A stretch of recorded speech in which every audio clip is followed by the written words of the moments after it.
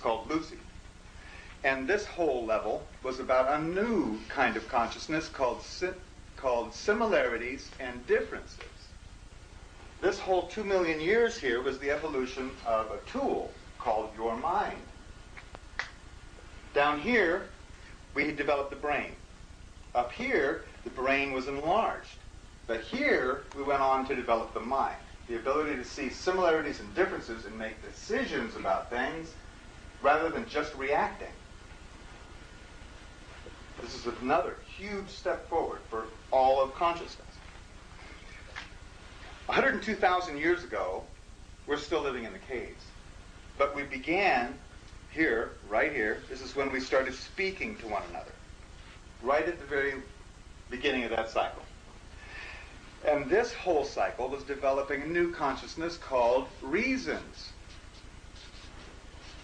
The reasons for things. Here we're able to make decisions, but here we started coming up with reasons. The first people to do that ended up being called shamans, or the leaders of the tribe, or the people gathered in the caves. They had all of the myths and all the establishments of religion all came from this process right through here. All the reasons for living. In fact, a culture is a group of people who share reasons. They share the same reasons for things.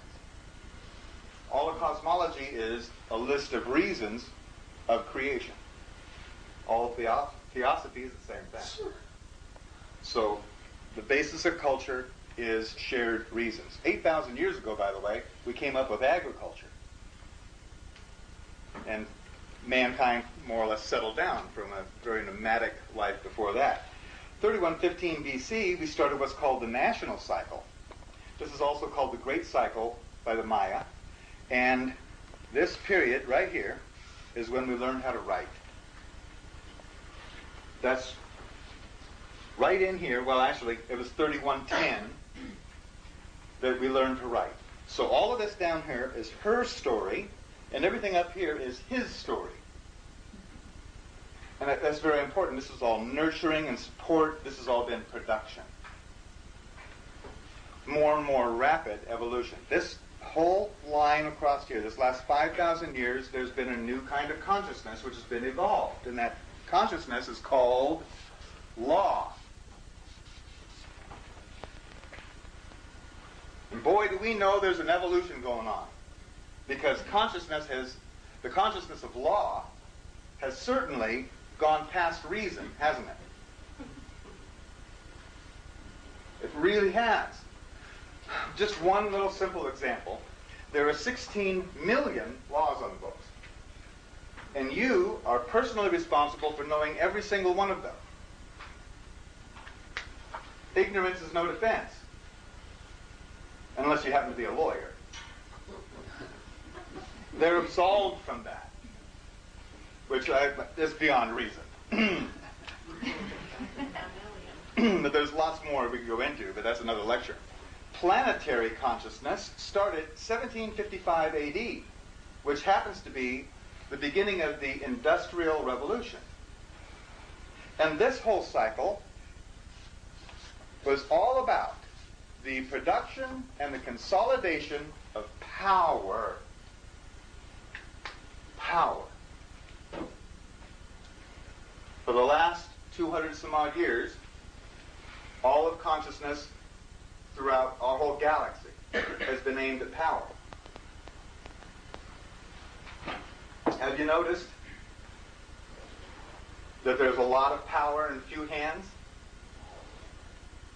Have you been upset about that? I have.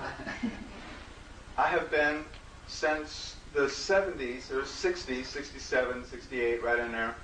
I've been personally very upset that most of the power sat in very few people's hands and the rest of us are just sucking it. Until I came across this information and I went, oh my goodness. This is not my fault. This is not their fault. All of creation is doing this. The WTO is just a, you know what the WTO is, the World Trade Organization, is only a further manifestation of consciousness to consolidate power, to bring it into focus. And we've been doing that. Now, the people who are up there in the charge of all this, they don't know they're working on behalf of consciousness. They think they want a bigger bank account. But in fact, they are. And when you go through the details of this, through all of our history here, all the horrible things that people have done to one another and back and forth, it all turns out that they were doing things specifically on schedule. Genghis Khan, for instance, his whole adventure was to open the consciousness of East to the West. He put it together. All of that action was just to bring that about. And specifically, right on schedule. Galactic consciousness, we started January 5th, 1999. This is the most recent beginning. And this consciousness cycle is all about developing and dispensing the consciousness of ethics. Now, ethics and morals are two different things, so I want to make sure we got that straight. Ethics comes from inside your heart and shine out into the world. It's your own innate ability or consciousness of what's right and wrong. Morals, on the other hand, morals are reasons. There's a moral for why you tell the story, right? That's the reason you told the story. Morals are the rules or regulations that are handed down through cultures on what's appropriate, what's inappropriate in that culture. Completely different than ethics. Morals come from outside and are laid on you, like a blanket. Ethics shines from inside you out into the world. A good example of that, or a bad example of that, is that America is totally morally justified to be over in Iraq, doing everything that they're doing. They are morally justified. But they don't have an ethical stick to stand on. There's a big difference between the two. What this whole consciousness cycle is ethics. That coming forward in each person. Ethics and integrity are the issue of the day, aren't they?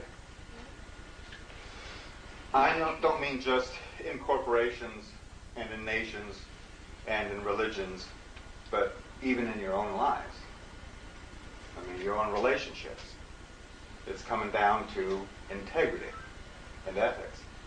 That's because consciousness, which is everything, is moving in that direction. We see what looks like a whole lot of trouble in the world, don't we? Don't we? Yeah. Okay, I mean, I know you don't want to look any more than I do at what's going on out there. It looks ugly. But specifically what's going on is a wrestling match between the consciousness of ethics and the consciousness of power. In each one of these levels, the new consciousness coming in has dominated the old consciousness on the fourth day. During and just after the fourth day of every one of these cycles, the new consciousness dominates the old. Where we are right now is the beginning, is right here in the fourth day. We're right at that pivot point. It looks like this. Here is all of the consciousness up to power, sitting right there. And here comes the consciousness of ethics. And it comes like this. And it looms over power, and it gets to the middle point, and it goes, bud, like that. And we have the historical record that it happened again and again and again every time on the fourth day. Here we are again. The last time we were in the fourth day was 1873 to 1893. And that's when power overcame law. It happened actually in a court decision.